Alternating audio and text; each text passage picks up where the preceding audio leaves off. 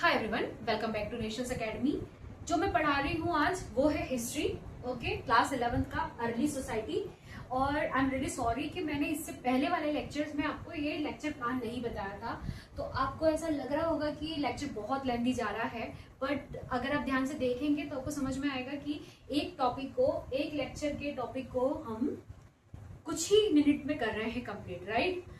उससे पहले मैं थोड़ा आपको इंट्रोडक्शन देती हूँ, राइट, बस इतना ही है और तो कुछ नहीं है।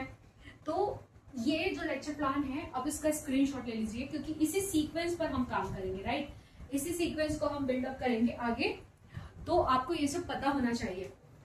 इसमें मैं आपको लेक्चर 1 में इंट्रोडक्शन ऑफ अर्ली सोसाइटीज दे चुकी हूँ। टाइमलाइन के बारे में इससे पहले वाले लेक्चर में आपको बता दिया है। आज हम पढ़ेंगे writing and city life.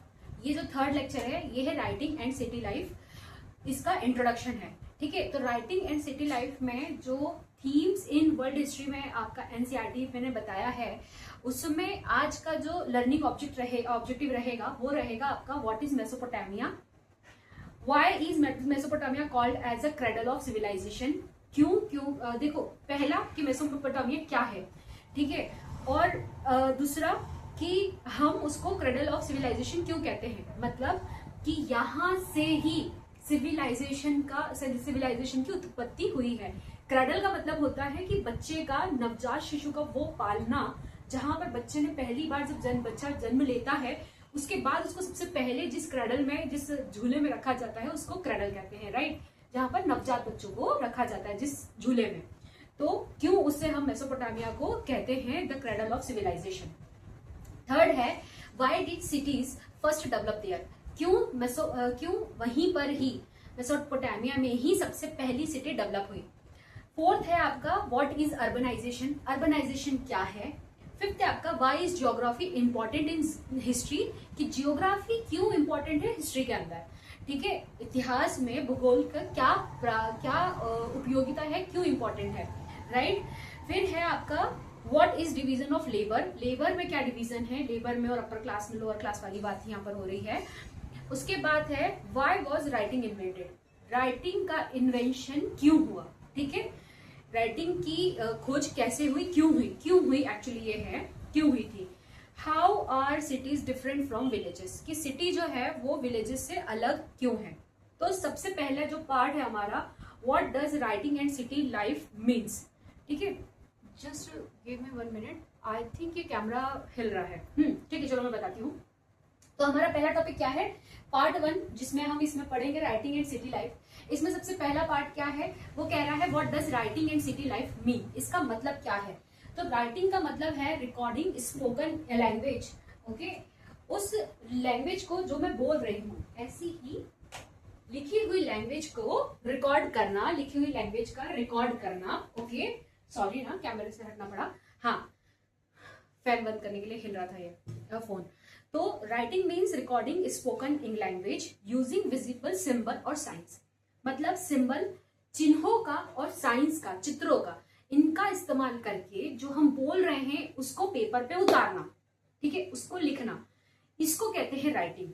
City life क्या होता है, city life means living in a large organised settlement where people perform many different occupations such as farming, trading, crafting, governing and writing.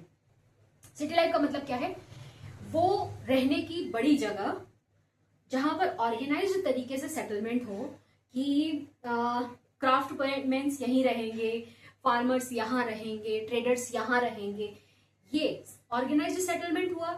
जहां पर लोग अपने अपने अलग अलग तरीके के ऑक्यूपेशन को, अलग अलग जीविका चलाने के जो कार्य होते हैं उनको निभाते हैं, उनको वहां करते हैं, परफॉर्म करते हैं, ठीक है। और वो क्या क्या है, जैसे खेती, कृषि, ट्रेडिंग मतलब व्यापार, क्राफ्टिंग मतलब जो बुनावट का काम करना, या क्या कहूंगी मैं, अगर क्राफ्ट कहूंगी तो बनाना, ठीक है, बनाना किसी चीज को, ठीक। गवर्निंग मतलब वहां से शासन करना, और राइटिंग मतलब लिखने वाले लोग, ठीक है, जहां पर लिखने का काम होता है। इनको प्रॉपर ऑर्गेनाइज्ड सेटल करना, उसको कहते हैं सिटी, वहां पर रहना, मतलब वो सिटी लाइफ हो गई। Why are this two words together, ये दोनों साथ में क्यों हैं, तो एनसीईआरटी कहती है did writing develop because cities develop. तो एनसीईआरटी कहती है कि क्या राइटिंग बनी तब जब सिटी बनी। एनसीईआरटी ये कहती है कि क्या राइटिंग तभी बनी जब सिटी बनी, और क्या did cities become successful because of writing develop. तो क्या सिटी सक्सेसफुल हुई इसी की वजह से क्योंकि राइटिंग बनी। तो क्या सिटी बनी तब राइटिंग बनी, या राइटिंग बनी इस वजह से सिटियां बन पाई। दोनों की सफलता का कारण क्या है, ये एनसीईआरटी यहाँ पर आपसे क्वेश्चन आपको दे रही है। अब आगे आपको इसके बारे में समझाती है।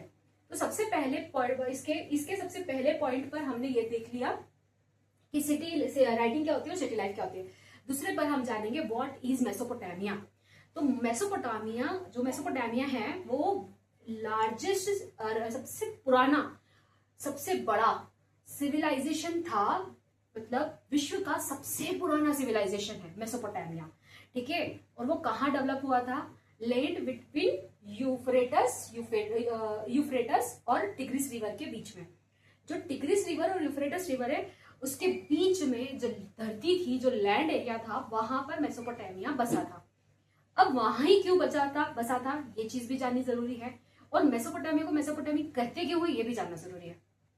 तो सुनिए, मेसोपोटामिया का नाम पड़ा क्यों। ग्रीक में इसका मतलब होता है, मेसोस का मतलब होता है मिडिल, मध्य में, और पोटामोस का मतलब होता है रिवर। तो मेसोपोटामिया का मतलब है कि वो लैंड एरिया, वो जगह जहां पर दो नदियों के बीच में रह रहे हैं, वो एरिया जो दो नदियों के बीच में है वो है मेसोपोटामिया, ठीक है। आगे समझ में, the land between two reverse. Simple language में मेसोपोटामिया का मतलब क्या हुआ, मेसोपोटामिया का मतलब क्या हुआ, मिटा दूं, चलो मिटा देती हूँ। मेसोपोटामिया का मतलब क्या हुआ, the land between two reverse. Okay, लिख लेते हैं ना, ये भी अच्छी चीज है, कितना अच्छा पॉइंट है ना मेसोपोटामिया। अगर इसमें क्वेश्चन आता हो तो सोचो ये पॉइंट कितना काम करेगा आपके लिए, सोचिए जरा। और कोई से भी एग्जाम में काम करेगा, डजंट मैटर कि कौन सी एग्जाम है, ठीक है। तो यहां पर मैं लिख रही हूं मेसोपोटामिया,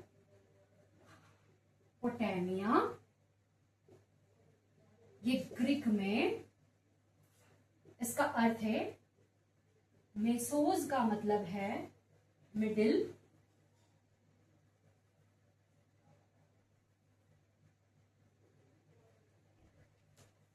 पोटेमोस का मतलब है रिवर, है ना। मेसोस का मतलब है मिडिल, पोटेमोस का मतलब है मिडिल, तो मेसोपोटामिया का मतलब हो गया the land between two reverse.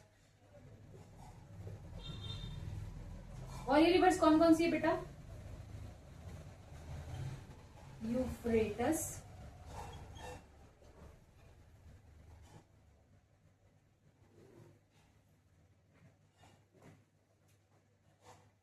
PH के बाद ए नहीं है, यूफ्रेटस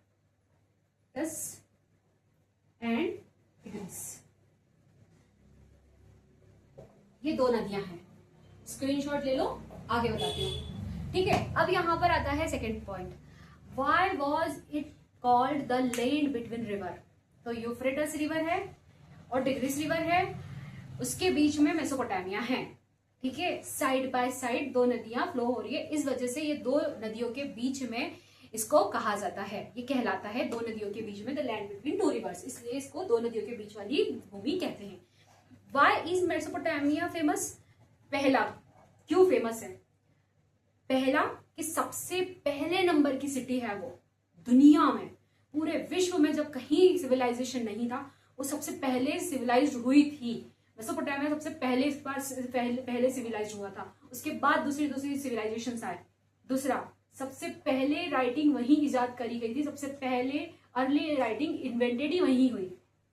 तीसरा, ऑर्गेनाइज्ड गवर्नमेंट थी, सी उस समय में ट्रेड सबसे पहले, मैथमेटिक्स सबसे पहले, एस्ट्रोनॉमी सबसे पहले, लिटरेचर सबसे पहले, सो मेनी थिंग्स सबसे पहले।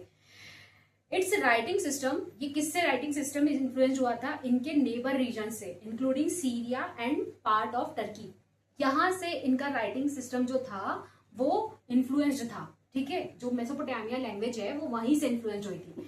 Why do historian study Mesopotamia, क्यों पढ़ते हैं हिस्टोरियन मेसोपोटामिया को? Mesopotamia left behind large amount of evidence, क्योंकि मेसोपोटामिया ने ही सबसे ज्यादा जो सबूत है वो छोड़कर गए हैं, ठीक है। इसलिए हिस्टोरियंस जो है सबसे वो इसी को पढ़ते हैं, इसको ही सबसे पहले पढ़ना जरूरी समझते हो, इसी को पढ़ते हैं। आर्कोलॉजिस्ट हैव डिस्कवर्ड, उन्होंने क्या डिस्कवर किया, पुरातत्ववेत्ता ने क्या डिस्कवर किया? Building, temples, statues, seal, graves, tool, thousands of written clay tablets.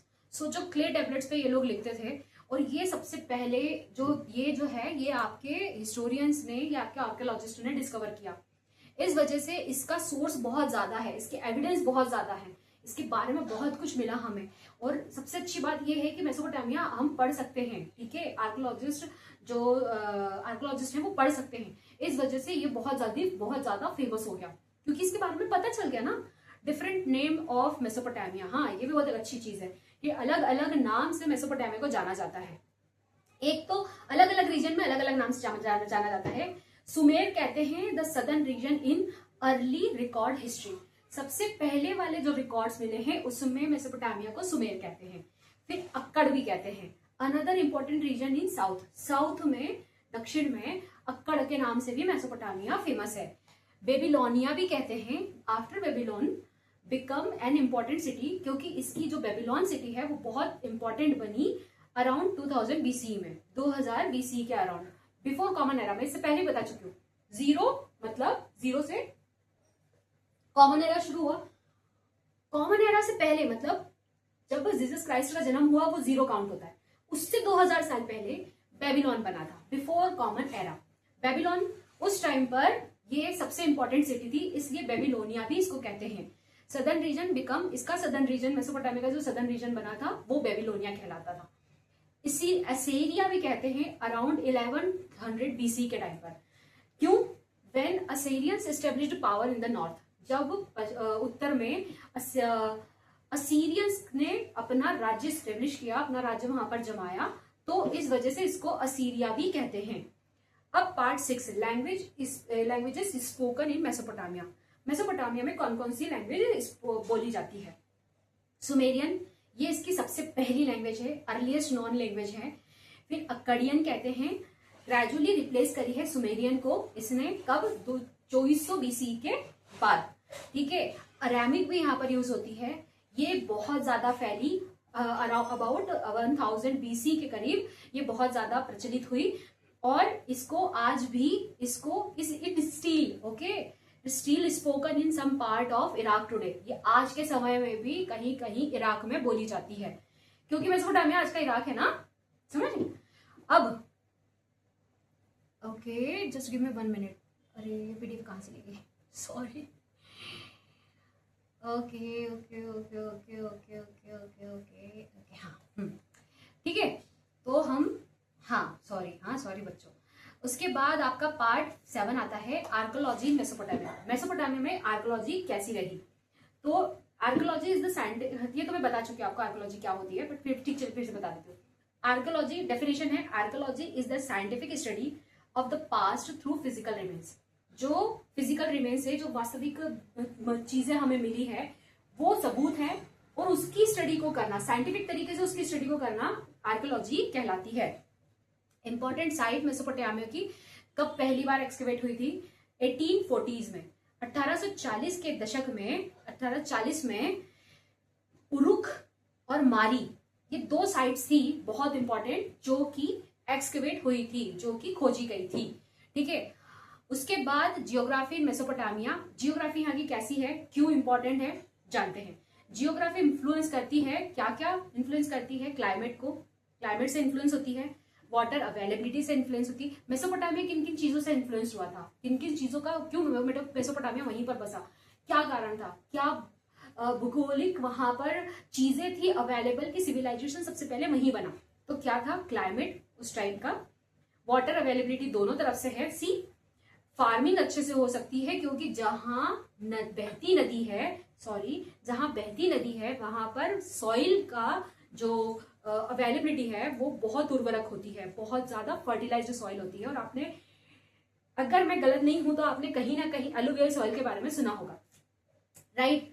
तो वो जो सॉइल होती है वो सबसे ज्यादा उर्वरक होती है, सबसे ज्यादा फर्टिलाइज होती है। तो वो सॉइल भी मिल रही है, ट्रेड अच्छा हो रहा है क्योंकि नदी के जरिए ट्रेड हो रहा है ना, बिल्कुल पास के पास में हो ना तुम, तो कोई दिक्कत ही नहीं है, सेटलमेंट आराम से हो सकता है। इस वजह से ये सिविलाइजेशन जो था, ज्योग्राफी की वजह से यहाँ पर सबसे मेजर रोल ज्योग्राफी ने प्ले करा इस सिविलाइजेशन को बनने में, बहुत ऊपर उठने में, ठीक है। फिर नदर्न मेसोपोटामिया की बात कर रहे हैं हम, ठीक है। ये हमने जो बात करी है ये पूरे मेसोपोटामिया की बात करी है। अब हम नदर्न मेसोपोटामिया की बात कर रहे हैं, जहां पर फीचर्स क्या क्या हैं। वहां पर प्लेन्स अवेलेबल हैं, समतल भूमियां, माउंटेन्स भी हैं, रेनफॉल ज्यादा होती है, और एग्रीकल्चर वहां पर शुरू हुआ था 7000 से 6000 बीसी के टाइम पर, सोच लो। स्टिपी रीजन भी है यहाँ पर, वो रीजन जो लार्ज ग्रासलैंड से होता है उसको स्टेपीज कहते हैं, ठीक है, वो स्टेपीज कहलाता है। अब ये ग्रासलैंड क्या काम आएंगे, इनके जानवरों के चरने के काम आएंगे। इनके जानवर वहां पर बड़ी तादाद में घास मिलती है उनको, तो शिप और गोट को ये यहाँ पर बारिश के दिनों में चराने लेकर जाया करते थे। बारिश के बाद चराने लेकर जाते थे, क्योंकि बारिश में घास बहुत अच्छी आ जाएगी ना, तो उसके बाद चराने लेकर जाया करते थे। सदर्न मेसोपोटामिया की जाने तो ये मोस्टली डेजर्ट एरिया है। At first this seems unsuitable for civilisation. सबसे पहले ये देखा गया कि ये अनसुटेबल है, ये रहने लायक नहीं है सिविलाइजेशन के, ठीक है। इस वजह से जो सिटी है वो डेवलप हुई आपके रिवर के कारण, ठीक है, रिवर वाली जगह पर डेवलप हुई, और वहीं के कारण, रिवर होने के कारण ये बहुत ऊंचाई पर पहुंची, बहुत फेमस हुई। Importance of tigris and Euphrates. अब ये दोनों नदियों का, इन दोनों नदियों का मेसोपोटामिया को मेसोपोटामिया बनाने में, सिविलाइजेशन बनाने में क्या योगदान रहा है, क्या महत्वपूर्णता रही है, उसको इसके बारे में जानेंगे। तो ये दोनों रिवर्स जो है वो कैरी करती है सिल्ट को। सिल्ट क्या होता है, वेरी फाइन, बहुत बहुत बहुत फाइन या बहुत बारीक जिसको कहते हैं, वो फर्टाइल सॉइल डिपॉजिट होती है बाय रिवर्स ड्यूरिंग फ्लड। जब बाढ़ आती है नदियों में, पानी का स्तर बढ़ता है, उसको बाढ़ कहते हैं। डजेंट मैटर कि वो बाढ़ भी पूरा बह जाए, उसको बाढ़ नहीं कहते हैं। पानी का लेवल बढ़ा तो वो बाढ़ कहलाएगी, ठीक है। जो फ्लड्स आते हैं ड्यूरिंग फ्लड्स, तो ये अपने साथ वो मिट्टी लेकर आती थी जो बहुत फाइन थी, ठीक है, और बहुत फर्टाइल थी। इससे पहले भी मैंने अभी जस्ट थोड़ी देर पहले भी कहा था कि नदियों के किनारों पर एलुवियल सॉइल मिलेगी और वो बहुत फर्टाइल होती है, राइट। अब ये रिवर जब फ्लड होती थी तो वाटर स्प्रेड ओवर फील्ड्स, पूरा पानी सब जगह, जब पानी बढ़ता था तो पूरा पानी फैल जाता था फील्ड्स पर, नॉर्मल मैदानों में, ठीक है। Fertile silt was left behind. अब पानी तो उतर जाता है पर मिट्टी वहीं रह जाती है। उसके बाद फार्मर कुड ग्रो क्रॉप्स, तो फार्मर, अब वो मिट्टी रह गई, वो तो उपजाऊ मिट्टी है, तो लोग क्या करेंगे, जो आपके कृषक हैं, फार्मर्स हैं, वो क्या करेंगे, किसान क्या करेंगे, वो वहीं पर खेती करेंगे। तो उनकी वो फर्टाइल लैंड है, बहुत उपजाऊ जमीन है, बहुत उपजाऊ मिट्टी है, तो उनकी खेती भी उस तरीके से बहुत उपजाऊ तरीके से निकलेगी, यील्ड ज्यादा होगी, जो अनाज उगाएंगे वो ज्यादा अच्छे से उगेगा, ठीक है। इस वजह से ये दोनों नदियां इतनी फेमस हुई। व्हाट इज इरिगेशन, इरिगेशन क्या है, पार्ट 10th है, इसी में हम पार्ट 10th पढ़ रहे हैं, वो सॉरी मिटा दिया मैंने उसको, इरिगेशन, उसमें इरिगेशन है। इरिगेशन क्या है, irrigation is the artificial supply of water to crops. अब क्या है, नदियों का पानी नीचे उतर गया, पर इन्होंने ऐसे सिस्टम बना लिए थे कि आर्टिफिशियली पानी जो है वो क्रॉप्स को मिल जाता था, और वो क्रॉप्स को पानी पहुंचाना, सिंचाई करना, उसको इरिगेशन कहते हैं। इन मेसोपोटामिया, अब देखो मेसोपोटामिया की सुनो, इतनी अच्छी बात है, river channel acted like canals. जो रिवर की चैनल्स थी, जो बन चुकी थी पहले से, जब पानी नीचे उतरा, वो चैनल कैनाल की तरह काम करती थी, कैनाल की तरह वो चैनल थी, ठीक है। Water was directed into field, पानी जो था वो डायरेक्ट फील्ड में जाता था। Crops received water even during dry periods, जब वो सूखा रहता था उस टाइम पर भी, क्योंकि चैनल थी वो कनाल की तरह काम करती थी, तो जब सूखा रहता था उस टाइम पर भी जो क्रॉप्स थी, जो फसल लगी हुई रहती थी, उसको पानी मिल जाता था, ठीक है। अब why was agriculture successful, agriculture यहाँ पर क्यों सक्सेसफुल है, मेजर क्रॉप्स यहाँ की क्या थी, वीट थी, बार्ले थी, पीस थी और लेंटिल थी। एनिमल सच एज शिप और गोट क्या प्रोवाइड करते थे यहाँ पर, एनिमल कौन कौन से थे, शिप थे और गोट थे, क्या प्रोवाइड करते थे, मीट, मिल्क और वूल। अब क्या होता था कि यहाँ पर लोग मछलियां भी पकड़ते थे, और डेट फ्रूट होता है, खजूर जिसको कहते हैं, उसको कल्टीवेट करते थे, ठीक है।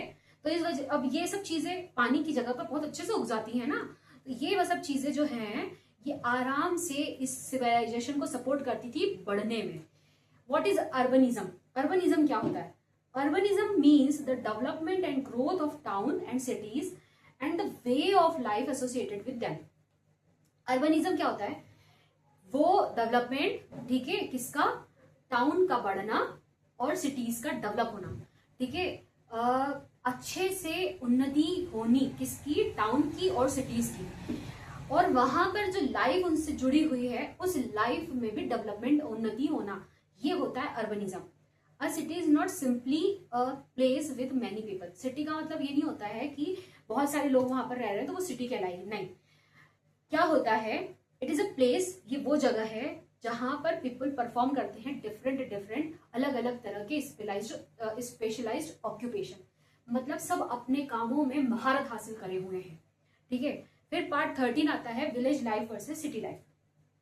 विलेज लाइफ में क्या होता है? मोस्ट पीपल क्या करते हैं? गांव की लाइफ में क्या होता है? खेती करते हैं, खुद का अनाज उगाते हैं, मार्केट पे डिपेंड रहते हैं। सिटी में क्या होता है? सिटी में आपको स्पेशलाइज्ड कारीगर मिलेंगे, जैसे ब्लैक स्मिथ, है ना, लोहार, carpenter, merchants, potter, weaver, priest और स्क्राइब, ये सब आपको, ये सब फीचर जो है वो सिटी लाइफ के हैं। और ये सब जो ऑक्यूपेशन है, ऑक्यूपेशन को परफॉर्म करने वाले लोग हैं, ये आपको सिटी में मिलेंगे। डिवीजन ऑफ लेबर, अब यहाँ पर डिवीजन ऑफ लेबर कैसे हुआ वो देखते हैं। Division of labour means different people perform different jobs according to their skill. मतलब कोई कारपेंटर है तो वो कारपेंटरी करेगा, कोई ब्लैक स्मिथ है तो वो लोहारी करेगा, औजार बनाएगा। ये सब अलग अलग जगह पर हैं, अलग अलग इनके ऑक्यूपेशंस हैं, इनको कहते हैं डिवीजन ऑफ लेबर, ठीक है। आगे बढ़े, आगे why was trade necessary? Trade क्यों नेसेसरी था भाई? मेसोपोटामिया के लिए क्यों ट्रेड नेसेसरी था? क्योंकि उसको बढ़ना था ना, नदियां थी पास में तो ट्रेड बन गया अपने आप ही। अब मुझे बताओ, इतनी उपजाऊ जमीन है तो बहुत अनाज आएगा, कहाँ करोगे उसको? तो ट्रेड करोगे। इतनी सारे ऑक्यूपेशंस आपके राज्य में हैं तो उसका क्या करोगे? सब बना रहे हैं तो उसको कहीं ना कहीं तो बेचने जाओगे, तो ट्रेड स्टार्ट हो गया ना। समझ में आया? ऐसे ही ट्रेड स्टार्ट हुआ। अब यहाँ पर ट्रेड कौन कौन से होते थे? मेटल के, फ्यूल के, वुड के और स्टोन के, ये सब ट्रेड यहाँ पर होते थे, ठीक है। Why was writing needed? Writing क्यों जरूरी है? समझ लो, लाखों साल पहले जो हुआ, हजारों साल पहले जो हुआ, वो कैसे पता चला? कहीं ना कहीं कुछ लिखा हुआ मिला ना, कहीं ना कहीं कुछ दबा हुआ, बना हुआ मिला। जो बना हुआ था वो दबा हुआ मिला, उसको निकाला गया, एक्सकेवेट किया गया, तो पता चला ना। अब वो जो लिखा हुआ मिला, उसको लिखावट को पढ़ना सीखा और वो लिखा हुआ मिला, इस वजह से हमें पता चला कि ये सिविलाइजेशन था, बहुत अच्छा था, बहुत उन्नति वाला था, और क्यों इतना फेमस हुआ। आया समझ में? तो लिखावट क्यों जरूरी है? क्योंकि कौन क्या कहाँ उगाता था, क्या खाते थे, कैसे रहते थे, ट्रेड कैसे करते थे, ये सबकी जानकारी के लिए लिखावट बहुत जरूरी है। और ये लिखावट जो होती है ना, ये एक्चुअली धीरे धीरे चेंज होती है, टाइम टू टाइम चेंज होती जाती है। तो कई बार लिखे हुए पर यकीन कम करते हैं अगर कि हमें उसका बना हुआ कुछ प्रूफ मिल जाए। जैसे इंस्क्रिप्शंस जो होते हैं, जो पत्थर पे लिखते हैं, उनकी लिखावटों पे हम हिस्टोरियंस जो है वो बिलीव करते हैं। ऑन पेपर जो लिखा होता है, अगर उसकी मल्टीपल्स कॉपी बन गई हैं तो अब वो बातें चेंज हो जाएंगी, तो उस पर इतना भरोसा नहीं करते हैं। लेकिन जो इंस्क्रिप्टेड है, राइट, जो गुदा हुआ है, उस पर भरोसा करेंगे। क्योंकि जब भी आप उसको टेम्पर करने जाओगे, जो गोद के लिखा हुआ है उसको अगर आप करने जाओगे तो पत्थर को तोड़ दोगे, समझ रहे हो? उसको आप हटाओगे और फिर कुछ लिखोगे ना। और पत्थर पे जो एक बार साफ लिखा गया, उसको बीच में से आप कैसे ओमिट कर सकते हो, कैसे एडिट कर सकते हो? उसको नहीं कर सकते, खराब हो गया, वो इंस्क्रिप्शन ही खराब हो गया। इसलिए इंस्क्रिप्शंस पे बहुत यकीन करते हैं हिस्टोरियंस, ठीक है। आई होप आपको यहाँ तक समझ में आ गया होगा। और अब मैं ये क्विक रिविजन्स के पॉइंट्स दे रही हूँ। मेसोपोटामिया का मतलब, पहला पॉइंट लिखो, मेसोपोटामिया का मतलब है land between two reverse. Second है, ये कौन कौन सी नदियों के बीच में था? तो प्रेजेंट डे इराक कहलाता है मेसोपोटामिया, और ये टिग्रिस और यूफ्रेटस के बीच में था। थर्ड पॉइंट लिखो, ये सिटी इतनी फेमस क्यों थी? क्या है? It is famous for early cities, क्योंकि बहुत पुरानी है, राइटिंग है यहाँ पर, मैथमेटिक्स मिला है यहाँ पर और लिटरेचर मिला है। ये इस वजह से ये सिटी इतनी फेमस थी। जियोग्राफी सपोर्टेड एग्रीकल्चर, ये 4th पॉइंट है। Geography supported agriculture through fertile silt and irrigation. पहले भी बताया है कि अगर मिट्टी अच्छी है तो फर्टाइल लैंड है, फर्टाइल लैंड है तो आपकी अनाज अच्छा होगा, फार्मिंग अच्छी होगी। तो यहाँ की जियोग्राफी ने एग्रीकल्चर को सपोर्ट किया। 5th पॉइंट है नदर्न मेसोपोटामिया बहुत ज्यादा रेनफॉल रिसीव करता था सदर्न के कंपैरिजन में। सदर्न जो है south depend on reverse, south में रिवर्स थी और नॉर्थ वाला जो पोर्शन था वहां पर आपकी रेनफॉल ज्यादा होती थी। 6th पॉइंट लिखो, a steppe is a grassland suited for whom? Suited to animal grazing. Animal grazing के लिए बहुत ज्यादा आपका स्टेपी ग्रासलैंड बहुत ज्यादा इंपॉर्टेंट थी। ठीक है। 7th पॉइंट है urbanism means the development of city life. ठीक है। 8th पॉइंट है cities depends on division of labour and organised trade. 9th point लिखिए, writing became necessary to manage record and administration. आया समझ में। और 10th है the Warka head shows the skill, trade and specialisation of Mesopotamian society. Warka head के बारे में नहीं बताया मैंने, जस्ट सेकंड। हाँ, वारका हेड क्या होता है, सॉरी, हाँ नहीं बता भाई, मैं वाला स्किप हो गया। वारका हेड क्या होता है? तो Warka head is a famous marble sculptures from Uruk. Uruk में ये मार्बल का स्कल्पचर मिला है जिसको वारका हेड कहते हैं। डेटिंग कहाँ का, कब का है ये? 3000 BCE का, 3000 BCE का है ये। ठीक है। इट शोज दैट, ये क्या बताता है? Producing one object required many specialist. मतलब कि एक ऑब्जेक्ट को बनाने के लिए बहुत सारे स्पेशलिस्ट लोगों की जरूरत पड़ी थी, क्योंकि ये ऑब्टेन करता है स्टोन, ट्रांसपोर्ट किया है, कार्व्ड किया है, गुदा हुआ है, प्रोड्यूस डेकोरेटिव मटेरियल, बहुत डेकोरेटिव मटेरियल प्रोड्यूस करता है, and possibly traded for imported resources. Okay. तो द स्कल्पचर्स डेमोन्स्ट्रेट, ये क्या बताता था? High level of skill, organisation in Mesopotamia city. ठीक है। तो वारका हेड में आपको बता देती हूँ, ये इमेज से देख लोगे तो बहुत अच्छा लगेगा। Just give me 1 minute. ये है वारका हेड। ठीक है। देखो यहाँ पर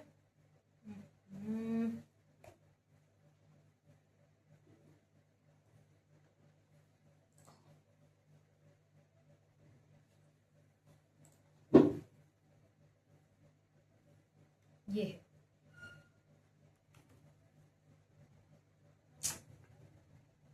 सॉरी ना बच्चों, 1 मिनट दे दो मुझे।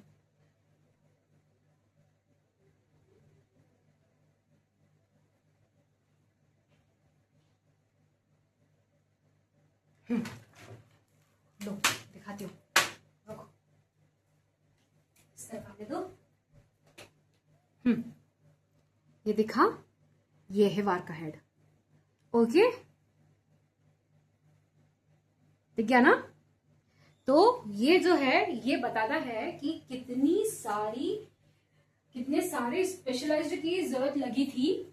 ठीक है। तब जाके ये रेडी हुआ था। आया समझ में? तो यहाँ पर हमारा 3rd लेक्चर कंप्लीट होता है, और वो कौन सा वाला है? Writing and city life. Okay. अब इसके आगे हम नेक्स्ट वाला जो चैप्टर करें, नेक्स्ट वाला जो पॉइंट हमारा लेक्चर 4th है वो करेंगे हम नेक्स्ट वाले लेक्चर में। ओके। तब तक के लिए बाय, टेक केयर, और स्क्रीनशॉट ले लिया करो। ओके, चलो बाय।